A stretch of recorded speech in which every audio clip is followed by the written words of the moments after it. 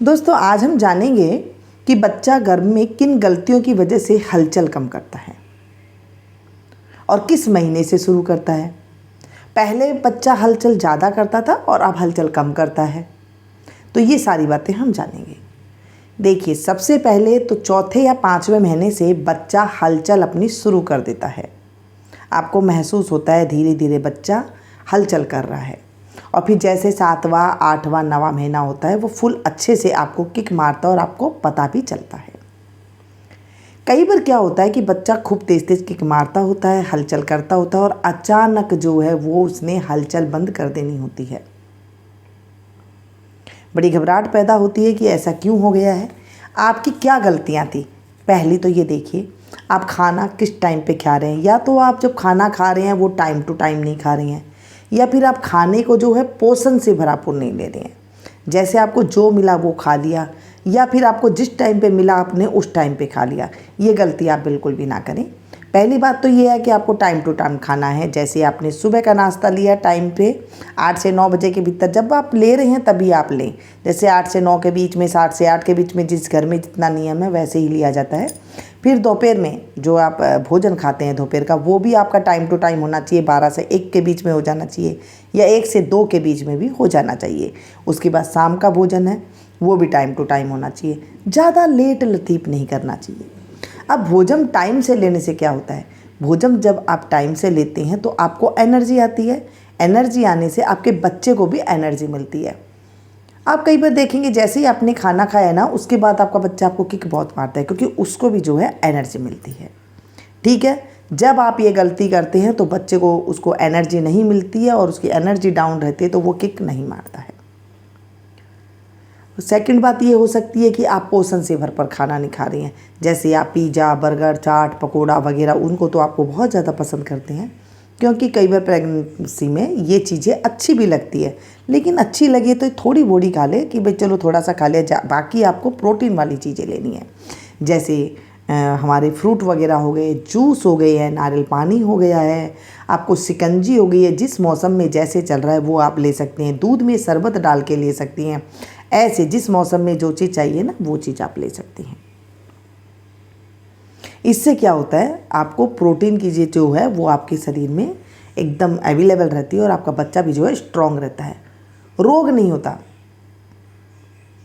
आपको डाइट को बिल्कुल ध्यान में रखना होता है। कई बार क्या होता है, पानी की कमी की वजह से भी आपको जो है बच्चा हलचल कम कर देता है। पानी शरीर में पीते नहीं हैं तो शरीर में पानी कम हो जाता है, क्योंकि वो पानी की थैली के अंदर तो होता है। बच्चा जब पानी की कमी होती है तो वो घूम नहीं पाता है और हलचल कम कर देता है।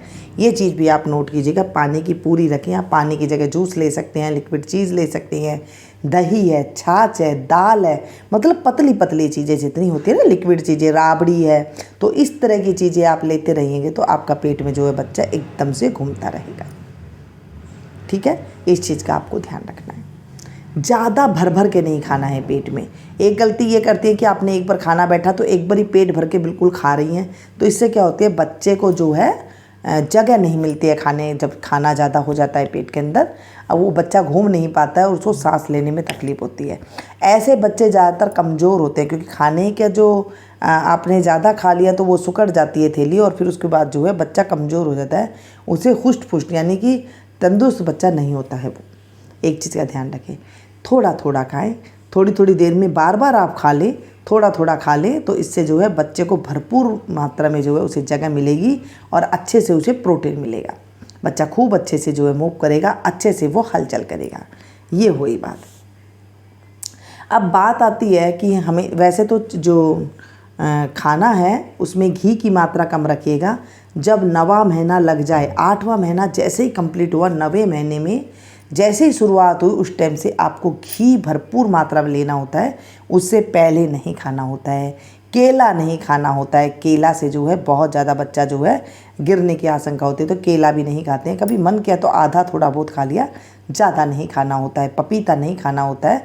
फ्रूट तो खाइए, लेकिन फ्रूट में क्या खाना होता है ये जानकारी बहुत ज़रूरी है। अगर आप केला और पपीता लेते हैं तो वहाँ पर आपको दिक्कतें हो जाएंगी।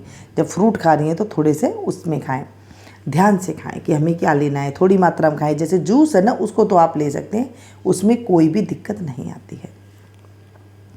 क्या होता है कि जैसे माताएं कई बार सोने का पोस्चर जो है गलत कर लेती हैं, जैसे सोने का सीधी लेटती हैं कमर के बल, ज़्यादा सीधे लेटी रहती हैं, तभी भी दिक्कत आती है बच्चे को घूमने में।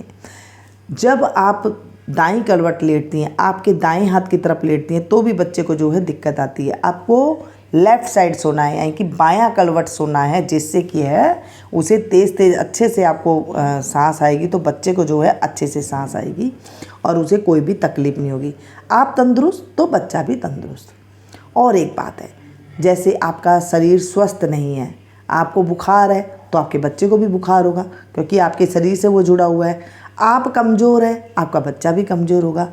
आपको कोई प्रोटीन नहीं है, थकावट रहती है, तो आपके बच्चा भी जो है ऐसा ही पैदा होगा, क्योंकि उसे वहीं से ही तो प्रोटीन मिल रहा है।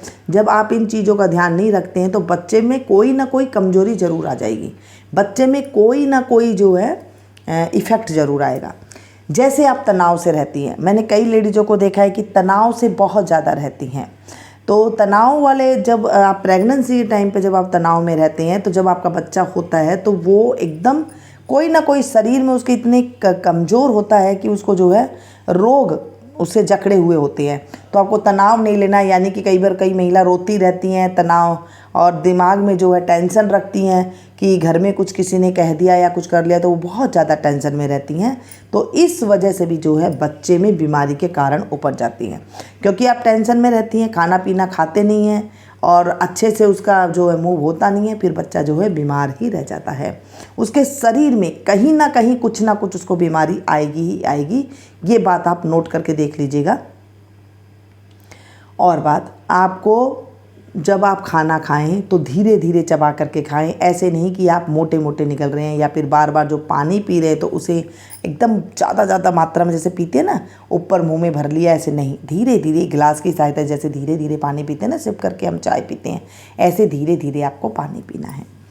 ये कुछ बातें होती है जो नॉर्मल सी बातें हैं, ये बातों को ना हम लोग क्या है ध्यान नहीं देते। अब देखिए, जो पहले की लेडी जो होती थी ना, वो क्या करती थी, लोटे से पानी पीती थी। आप गौर कीजिएगा, लोटे से जब हम पानी पीते हैं तो पानी एक साथ भरपूर मात्रा में हम पी नहीं सकते, उसमें मुंह लगा के कभी पीजिएगा, धीरे धीरे सिप कर पे पिया जाता है। तो जब आप लोटे के जैसे पानी पिएंगे, अब तो लोटा रखते नहीं है कोई, अगर आपके पास लोटा है तो लोटा से ज़रूर पी करके देखिएगा पानी, उससे आपको जो है पानी धीरे धीरे जाएगा और आपके शरीर में जो है वो गुणकारी करेगा। वही पानी जूस का रूप का काम कर लेता है, और जो आप भर भर के पानी पीते हैं वही पानी आपको जो है बीमारी का कारण भी बना सकता है। पानी की इतनी मात्रा होती है। अच्छा सुनिए, कोई भी संगीत सुन रहे आराम से एकदम हंसी मजाक वाली मूवी देखें, कोई ऐसी मूवी ना देखें। उल्टी करवट बिल्कुल भी ना सोएं, तभी बच्चे को जो है सांस लेने में फ़र्क आता है। जब आपको बुखार है या फिर कुछ ज़्यादा है, अगर आपको सही नहीं हो रहा है तो आप डॉक्टर से मिलें। आपको नीचे खुजली हो रही है, बाथरूम में जा रहे हैं तो उसमें स्मेल आ रही है बाथरूम में, और बाथरूम करने में दर्द हो रहा है, तो आपको डॉक्टर को दिखाना चाहिए। एकदम तेज़ हलचल थी, बिल्कुल शांत हो गई है, तो आपको डॉक्टर को दिखाना चाहिए। कई बार ना रात को सोते वक्त बच्चा बहुत किक मारता है, वो आपको पता नहीं चलता है, क्योंकि आप तो सोई रहती हैं, और दिन में बच्चा किक नहीं मारता है, तो आपको लगता है कि ऐसे है। कई बार ऐसे भी हो जाता है, कई बार रात को आपकी नींद खुले तो देखें कि बच्चा किक मार रहा है, तो वो फिर सही है। आप अगर कोई इन चीज़ों में से कोई आपको लग रहा है कि मुझे इस चीज़ में तकलीफ़ आ रही है, बच्चा किक नहीं कर रहा है, या फिर कोई पानी में स्मेल आ रही है, आपको बाथरूम जा रहे हैं तो स्मेल आ रही है, आपको वाइट डिस्चार्ज है तो वहाँ से स्मेल आ रही है, तो आपको कोई ना कोई इन्फेक्शन ज़रूर है आपके शरीर में, तो आपको वो डॉक्टर को दिखाना चाहिए, जिससे वो कोई आपको बताएंगे तो कुछ उससे जो है आपको ठीक हो जाएगा।